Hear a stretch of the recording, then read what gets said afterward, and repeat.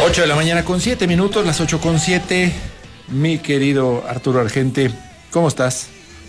Muy bien, Oscar, amaneciendo, iniciando la semana con mucha actitud, y vamos a hablar el día de hoy de Fyodor Mikhailovich Dostoyevsky. Perfecto.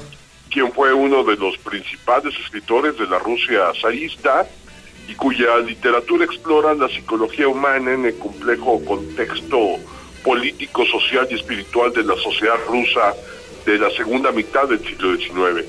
Crimen y Castigo, una de las obras maestras de Fyodor Dostoyevsky, explora temas universales como la culpa, el castigo, la redención, la conciencia.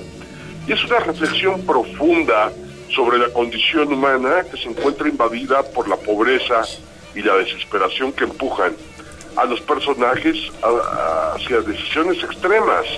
El título de la novela se refiere a un crimen que comete Rodion Raskolnikov y a un castigo psicológico que nace de su conciencia y de un conflicto interno entre la ambición y la moralidad. Comete el asesinato creyendo que posee suficiente fuerza, tanto intelectual como individual, para soportarlo, y se considera que es una especie de ser superior, pero la paranoia y la conciencia pronto comienzan a devorarlo. Solo en el epílogo su castigo es formal, cuando decide confesar el crimen. La conciencia, en términos generales, puede definirse como esa capacidad que tiene el ser humano de darse cuenta de su entorno y ubicarnos en él, o sea, la lucidez. Esto nos lleva a reflexionar sobre nuestras acciones, ya sean buenas o malas. México es uno de los países de América Latina que tiene los peores niveles de participación ciudadana y por lo mismo no tiene una conciencia social sólida al no hacer lo que se debe de hacer. Estamos cegados y bloqueados por nuestros propios intereses personales y somos incapaces de entender el entorno que nos rodea. Entonces, seguimos siendo víctimas de nuestra propia ceguera.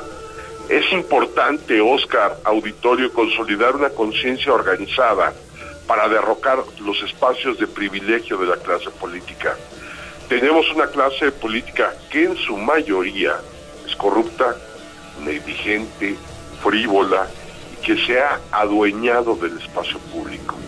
Es importante consolidar un Estado de Derecho con instituciones eficientes, con la finalidad de modificar las condiciones de sometimiento que vivimos todos los días. Entender que el ciudadano debe de dejar de buscar el poder porque ese poder radica en nosotros a través del voto.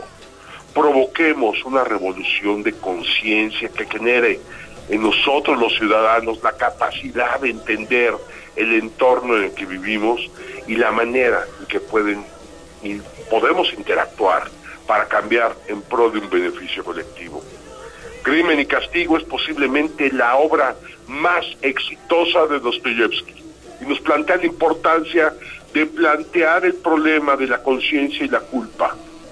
Jorge Luis Borges decía, como el descubrimiento del amor, como el descubrimiento del mar, el descubrimiento de Dostoyevsky marca un antes y un después en nuestra vida. Crimen y Castigo nos invita a reflexionar sobre nuestras propias creencias y acciones. Entendamos, por favor, entendamos que los malos gobernantes son elegidos por los buenos ciudadanos que no votan. Querido Oscar, el comentario de esta semana. Mi querido Arturo, pues muchas gracias. Gracias, sin duda nos dejas en qué pensar. Lo digo plenamente como una invitación en función de toda la reflexión que has hecho. Muchas gracias.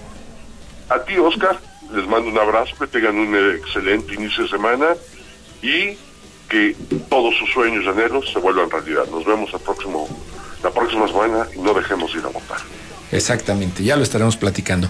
8 de la